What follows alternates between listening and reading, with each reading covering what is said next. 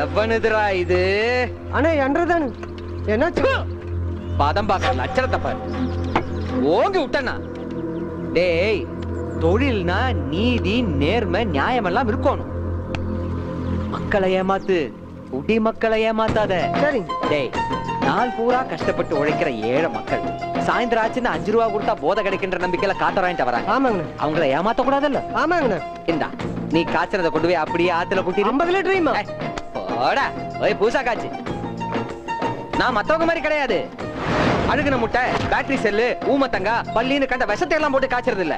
நவரம்பழம், அத்திப்பழம், முந்திரி பழம், வெள்ளை வேளாம்பட்டை, ஜாதிக்கா, கடுக்கா, நாட்டு சக்கரைய கவுந்தப்பாடியில இருந்து வாங்கிட்டு வந்து 21 நாள் ஊற போட்டு காய்ச்சி எடுக்கிறேன். 2